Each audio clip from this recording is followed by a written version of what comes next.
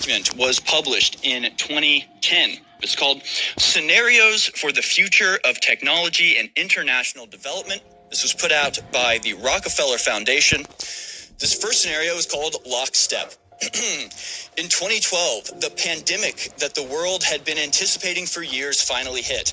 Even the most pandemic-prepared nations were quickly overwhelmed when the virus streaked around the world, infecting nearly 20% of the global population and killing 8 million in just 7 months.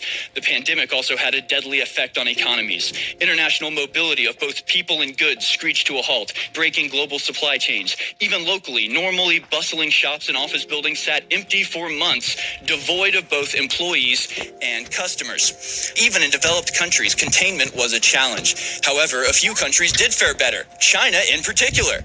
The Chinese government's quick imposition and enforcement of mandatory quarantine for all citizens, as well as its instant and near hermetic sealing off of its borders, saved millions of lives, stopping the spread of the virus far earlier than in other countries and enabling a swifter post-pandemic recovery.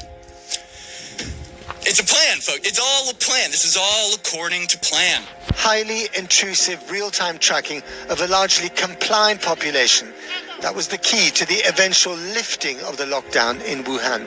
China did a lot of things right. Some countries did respond very quickly and get their testing in place, and they avoided the incredible economic pain.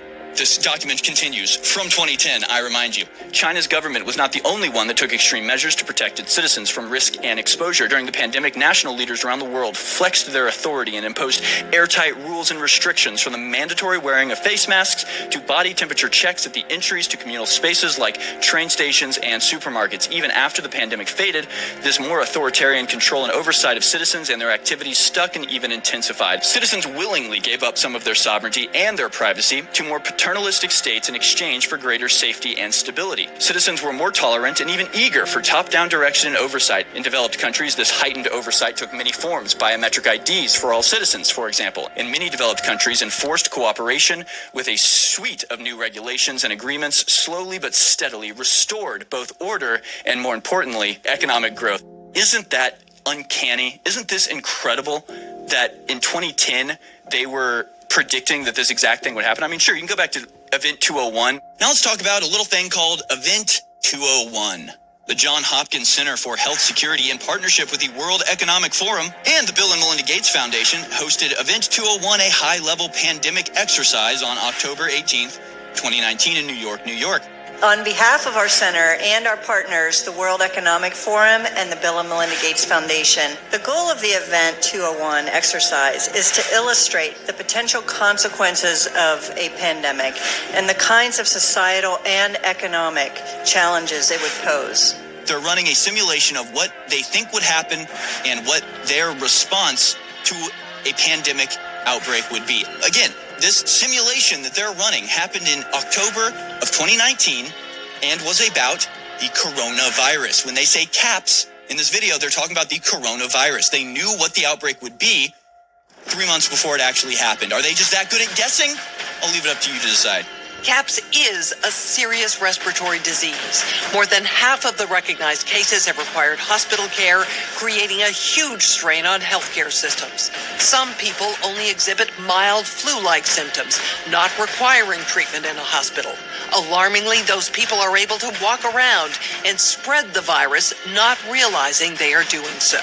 Global health experts have highlighted that dis and misinformation are wreaking havoc on the CAPS response. How can governments, international businesses, international organizations ensure that reliable information is getting to the public and prevent highly damaging and false information, to the extent that's possible, about the pandemic from spreading and causing deepening crisis around the world? Twitter and Facebook are reporting they've identified and deleted a disturbing number of accounts dedicated to spreading disinformation about the outbreak. To me, it is clear countries need to make strong efforts to manage both mis- and disinformation. This is a huge problem that's going to keep us from ending the pandemic and might even lead to the fall of governments. If the solution means controlling and reducing access to information, I think it's the right choice. Is anyone else feeling a little bit incredulous? It's just a rather odd coincidence, is it not, that you would know exactly which virus it was and exactly what you needed to do to prevent disinformation and misinformation. If you come out and say, hey, it looks like this was awful planned, what do you think they're going to do? They're going to come in and go, this is the type of disinformation we were talking about. This is the type of misinformation we need to protect against. This is all planned. They have the rollout planned out perfectly, and the hubris, the confidence that they have in their ability to control humanity, that they think that they can just do it completely openly. The issues you will be dealing with over the next hours may be tabletop exercises today, but they address real and critical threats which we at WHO take very seriously. I fully expect that we will be confronted by a fast-moving, highly lethal pandemic of a respiratory pathogen. Many countries will be affected at the same time. This is particularly true with the respiratory pathogen, as they are often transmitted by asymptomatic persons.